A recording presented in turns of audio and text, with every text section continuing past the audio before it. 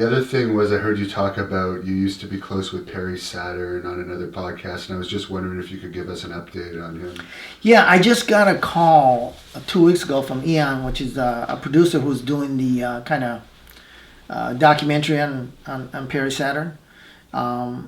So Eric, Perry and I got to be real good friends, being on the road together, and he's just a genuinely great guy. One of the neatest guy I know. I mean, he folds everything, right? I mean, like he's, if you open up his drawer and his closet, you got the socks, rolled up, and underwear rolled up, and t-shirt folded, because he was, the army guy, right? I mean, I think he was an army ranger or something like that. Anyway, great guy. So when the Benoit Malenko, Eddie, and those guys left Radicals, I think they were called, right? They left WCW and went to WWE.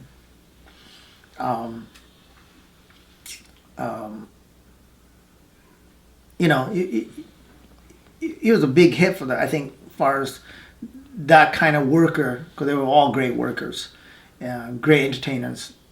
When they left, we kept in touch, and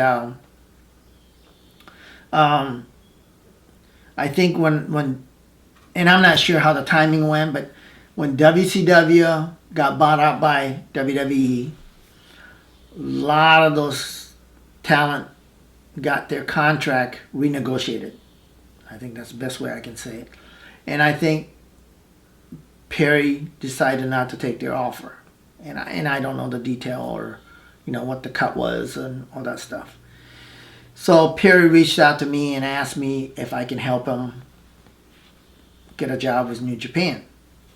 I called my friend Yuji Nagata, who I managed at WCW, and we made a trip to Japan, Perry and I, and met with their office, and Perry got a job there, and it was a pretty good gig. If I recall, it was something like $15,000 a week, so many weeks, maybe 10 weeks guarantee or something to that sort. I can't really remember. It wasn't, I wasn't really, but it was a pretty good deal. Perry was really happy because, he didn't have to be on the road, and he'd be home, be able to work and do other things, do some independent shots and stuff like that. So he was really happy about that.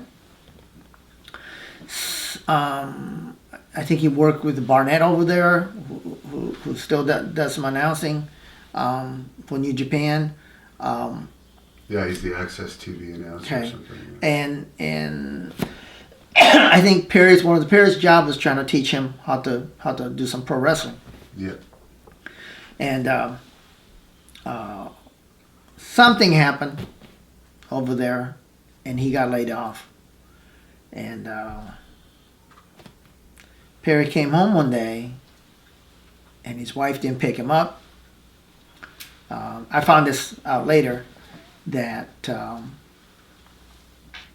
I didn't even know he got laid off from New Japan.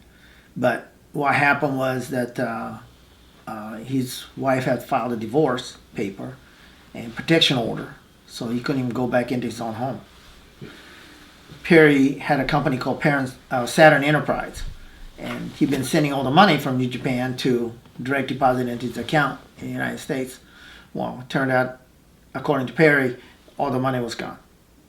A lot, upward of 700, something like that. So, and I think kind of spiraled downhill after that. I didn't hear from Perry. I got a call one day, and Perry on the other line telling me that true story, asked him if I could Western Union him $20. And and this is the man who used to buy, $1,500 Versace shirt, right? I mean, when we're in Miami, when we're in a Bruise Cruise, that's what he was doing. And I go, what are you talking about? he says, well, he told me he was homeless. So, of course, I said, well, I'm going to send you a ticket. I want you to get on a plane, come up here, and, we'll figure things out. And Perry said, no, I can't. I said, what do you mean you can't? He had this huge dog.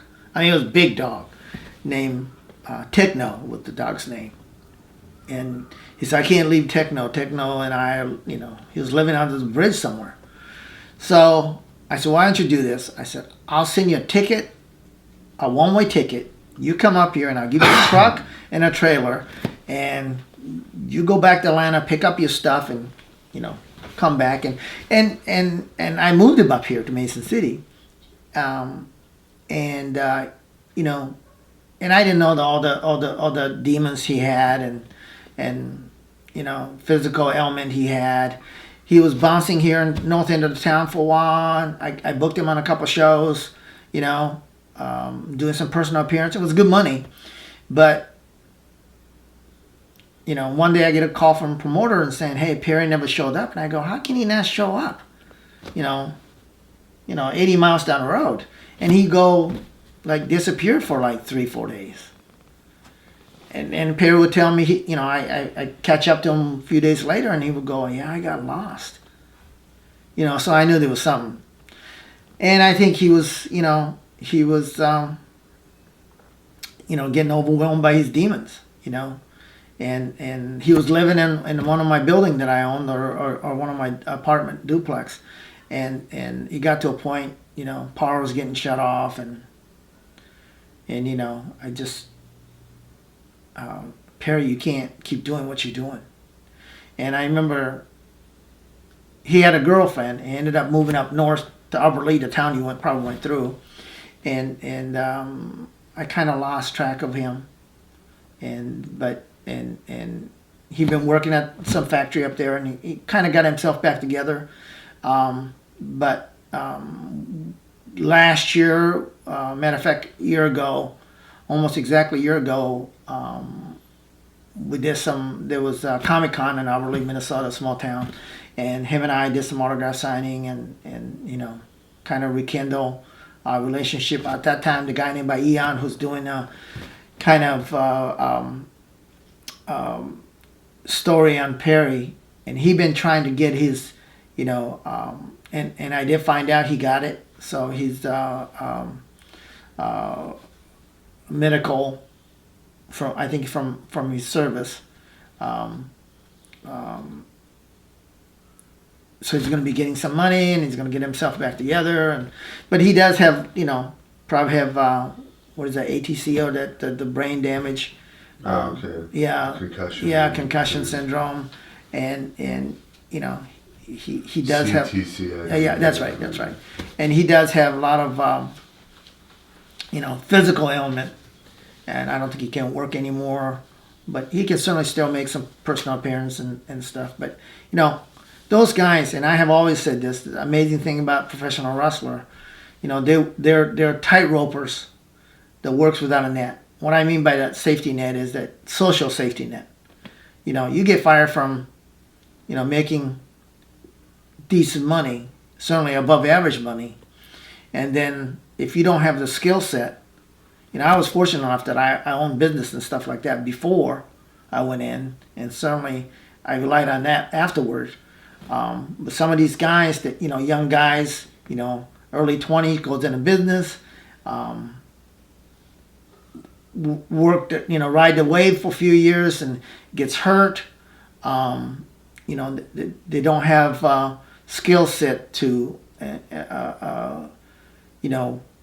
get back into normal life, as we call normal.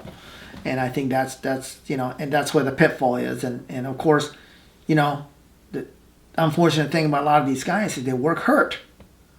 The system is designed so, if you're in a storyline and you get hurt, and you and I in a storyline, you get hurt. Guess what happened to both of us?